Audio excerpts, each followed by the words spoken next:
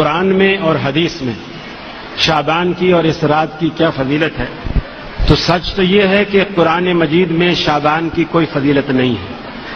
یہ فضیلت حدیث میں موجود ہے، اور رسول اکرم صلی اللہ علیہ وسلم سے جو صحیح ترین روایت جسے امام بخاری رحمۃ اللہ علیہ نے نقل کیا ہے اور اما عائشہ صدیقہ رضی اللہ تعالی عنہا اسے بیان کرتی ہیں، وہ یہ روایت ہے کہ آپ نے فرض روزوں کے علاوہ یعنی رمضان کے جو روزے ہیں اس کے علاوہ کسی بھی مہینے کے اتنے کثرت سے روزے نہیں رکھے جتنے کہ شعبان کے رکھے ہیں.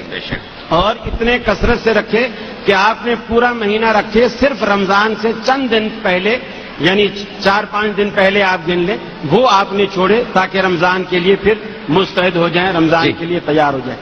رہی اس رات کی فضیلت، اس رات کی فضیلت میں جو آیت قرآن مجید میں پیش کی جاتی ہے، عموماً لوگ پیش کرتے ہیں، سورہ دخان کی ابتدائی آیت ہے اِنَّا أَنزَلْنَاهُ فِي لَيْلَةٍ مُبَارَكَةٍ کہ ہم نے قرآن مجید کو برکت والی رات میں اتارا ہے. اگر وہ برکت والی رات شعبان کی 15 رات ہے تو قرآن مجید کے آخری پارے میں اللہ نے کہا اِنَّا أَنزَلْنَاهُ فِي لَيْلَةِ الْقَدْرِ ہم نے قرآن مجید کو لیلۃ القدر میں اتارا ہے. اور یہ بچہ بچہ مسلمانوں کا جانتا ہے کہ لیلۃ القدر شعبان میں نہیں ہوتی، رمضان میں ہوتی ہے، اور وہ بھی رمضان کے آخری عشرے کی طاق راتوں میں کوئی ایک رات ہوتی ہے. پھر تیسری جگہ قرآن مجید نے کہا شہر رمضان الذی انزل فیہ القرآن وہ رمضان ہی کا مہینہ ہے جس میں اللہ نے قرآن کو نازل کیا ہے. تو گویا قرآن خود متعین کر رہا ہے کہ جس رات میں قرآن نازل ہوا ہے وہ رات رمضان کے علاوہ کسی مہینے میں نہیں ہے. تو لہذا یہاں انا انزلناہ فی لیلۃ مبارکۃ سے مراد برکت والی رات لیلۃ القدر ہی ہے جو رمضان المبارک کے اندر ہے. رہی یہ بات ہے کہ احادیث اس کے بارے میں اتنی ہیں، بعض ائمہ نے 135 روایات شب قدر کے حوالے سے بیان کی ہیں، لیکن سب کو ضعیف قرار دیا ہے.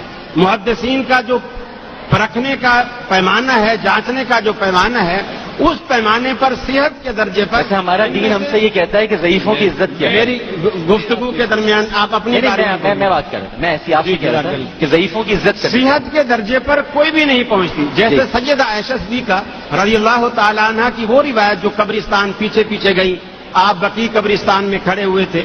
اب آپ خود بتائیے ڈاکٹر صاحب، پہلی بات تو یہ کہ امام ترمذی رحمت اللہ علیہ نے خود اس روایت کو بیان کرنے کے بعد کہا یہ روایت صحیح نہیں.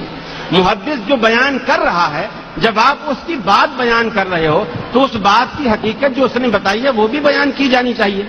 دوسری بات یہ کہ اما عائشہ صدیقہ پیچھے پیچھے گئی، ان کو پتا چل گیا کہ آج بڑی بابرکت رات ہے. نعوذ باللہ اللہ کے رسول جو نیکی پھیلانے میں، تبلیغ کرنے میں اور نیکی کے کاموں کی دعوت دینے میں اتنے تھے کہ دنیا میں آج ہم ان کی کوئی نظیر پیش ہی نہیں کر سکتے.